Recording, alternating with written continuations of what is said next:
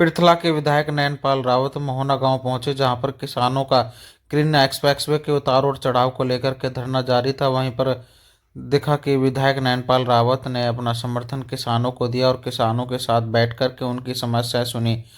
आइए दिखाते हैं हम आपको पूरी विधायक खबर। साहब, आज 134वां दिन है गांव मोहना में धरने को लेकर आज पहुंचे हैं। किस तरीके की बातचीत हुई है, क्या कुछ रहा? आज धरना उठवाने आए हैं, किस क्या बात है? देखिए, लगभग 4 महीना 14 दिन से ये हमारे किसान जो मोहना गांव के आसपास के 25 गांवों के किसान हैं और चौधरी ईश्वर नंबरदार जी की अध्यक्षता में 4 महीने 14 दिन से धरना चल रहा है। और धरने का एक बहुत बड़ा कारण है कि 3 मई 2022 को माननीय मुख्यमंत्री महोदय पनेरा खुर्द में आए थे और लोगों की डिमांड पे, गांव वालों की डिमांड पे एक मैंने छोटा सा पत्र, एक चिट्ठी माननीय मुख्यमंत्री को दी थी। माननीय मुख्यमंत्री महोदय, हमारे ये जेवर एक्सप्रेसवे यहाँ से निकल रहा है, ग्रीन हाईवे, और जेवर को, ये एयरपोर्ट को जोड़ेगा।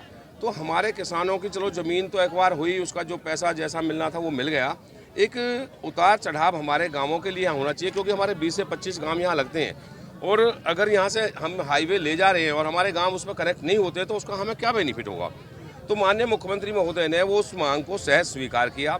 स्वीकार करते हुए उसको मान लिया और उसकी घोषणा कर दी कि मोहना पे उतार चढ़ाव बनेगा जेवर एक्सप्रेस से। और अब जो फिजिबिलिटीज़ की चेक की गई तो पता लगा कि जो जमुना के पार जो यूपी में है वहाँ इसकी कनेक्टिविटी, इसका उतार चढ़ाव दिया जा रहा है। तो उससे ना केवल लोग बल्कि मैं भी इस बात से दुखी हूँ कि माननीय मुख्यमंत्री महोदय के घोषणा करने के बाद भी अगर कोई चीज़ नहीं बनती है, और मुख्यमंत्री राजा हैं, उन्होंने अंतिम व्यक्ति के लिए काम करना, अंत्योदय की भावना से काम किया, हरियाणा को एक, हरियाणवी एक मान करके काम किया है। तो एक छोटी सी बात के लिए किसानों का इस तरह बैठना किसी सूरत में उचित नहीं है। और ये मैं समझता हूँ कि विशेष तौर पर मेरे जैसे जो इनका यहाँ का सेवादार है उस पर कलंक है।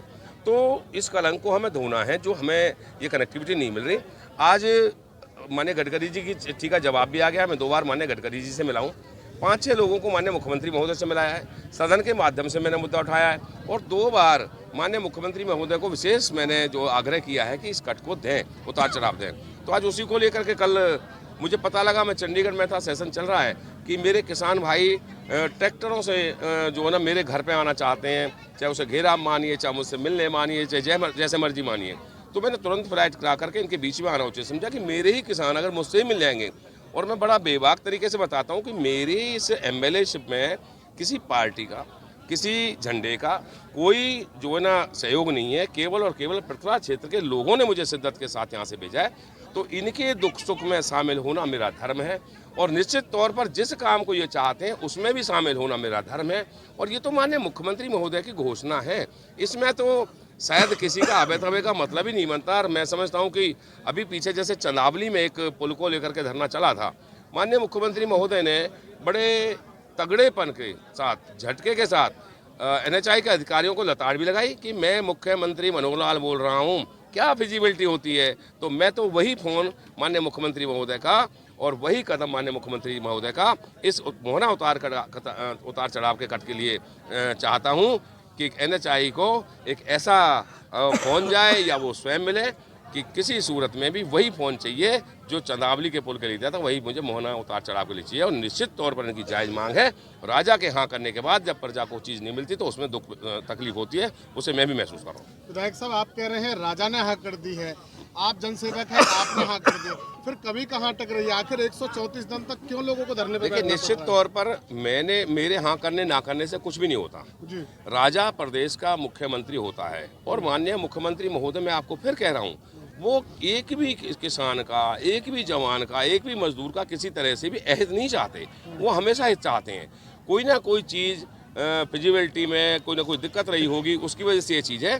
तो मैं मेरे एमएलए के हाँ करने से, एमएलए के पास तो ले दे के एक मुख्य राजा होता है, जैसे जनता के पास है वैसे हमारे पास, हम तो कोई चीज़ उठा करके जो डिमांड्स हैं क्षेत्र की उनको मुख्यमंत्री महोदय से पूरा कराते हैं। और यहाँ तो स्वयं माननीय मुख्यमंत्री घोषणा करके गए हैं। तो निश्चित तौर पर ये कट की ना केवल लड़ाई मेरे किसानों की है, इसमें मैं भी शामिल हूँ। निश्चित तौर पर ये उतार चढ़ाव यहाँ बनना चाहिए और जितनी बार मुझसे आग्रह करना पड़ेगा, माननीय मुख्यमंत्री महोदय से आग्रह करना पड़ेगा, उतनी बार करूँगा।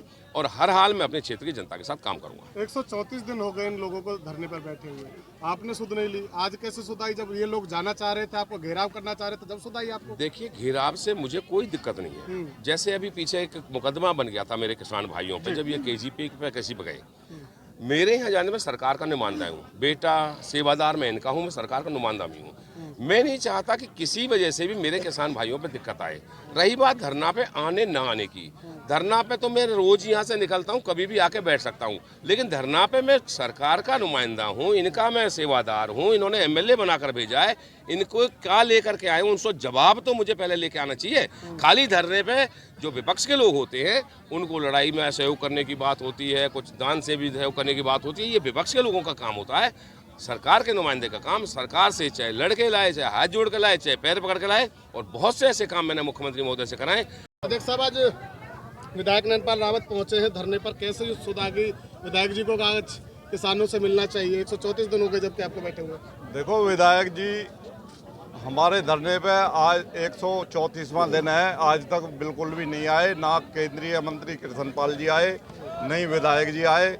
कल हमारा प्रोग्राम था जो है विधायक हमारी जो है 19 तारीख को मीटिंग हुई थी, तो उसमें ये फैसला लिया गया था कि जो है 25 तारीख को जो है विधायक जी के घर जाएंगे और 29 तारीख को केंद्रीय मंत्री कृष्णपाल गुर्जर जी के घर जाएंगे और 3 मार्च को हम जो है केजेपी को जो है जाम करेंगे। अब जो है हमें कल जाना था, हमारे यहाँ परसों एक मौत हो गई थी, उसकी वजह से हमने आज प्रोग्राम रद्द कर दिया था। अब जो है कल का हमारा प्रोग्राम था, विधायक जी को पता लगा, सूत्रों से पता लगा होगा कि भाई मेरे घर का घेराव करने के लिए आए हैं, तो विधायक जी जो है इसलिए जो है हमारे धरने पे जो आए हैं। तो घर की वजह से विधायक जी आए हैं, आज रिश्ते में नहीं आए? हाँ, हैं? बिल्कुल। तो अब आपका जो आपका टारगेट था घर का घेराव करने का, ये कैंसिल हुआ है या अभी बरकरार है? देखो, हम अभी जो है अपनी किसान संघर्ष समिति की जो है मीटिंग लेंगे अभी, उसके बाद जो फैसला होगा, जो है आगे जो रणनीति बनाई जाएगी उस पर काम करेंगे। तो क्या लगता है, क्योंकि मुख्यमंत्री जो प्रदेश का राजा है उसने हाँ करी है, विधायक भी चाहता है कि भाई बनना चाहिए, फिर अटक कहाँ रही है चीज़, कहाँ दिक्कत आ रही है? देखो, ये तो जो सरकार ही बताएगी। अब इस चीज़ के बारे में हम क्या बता सकते हैं, ये तो सरकार ही बताएगी ये कैसे अटकी। 44 एकड़ जो है जमीन भी ले ली उतार चढ़ाव के लिए, उसके बावजूद भी पता नहीं जो है उधर यूपी में फलेदा जो है इसको जो उतार चढ़ाव को लेके। तो विधायक जी ने बात कही कि 3 साल किसानों को धरने पे बैठना पड़ा एमटी में, जब जाकर उनके 22 करोड़ माफ हुए। तो क्या ये एक तरीके का एक इशारा है कि आपको भी 3 साल बैठना पड़ेगा तब जाके कट मिलेगा कहीं? देखो, उतार चढ़ाव जो है जब तक हमें नहीं मिल जाता हमारा धरना जारी रहेगा, अनिश्चितकालीन जो है धरना आए।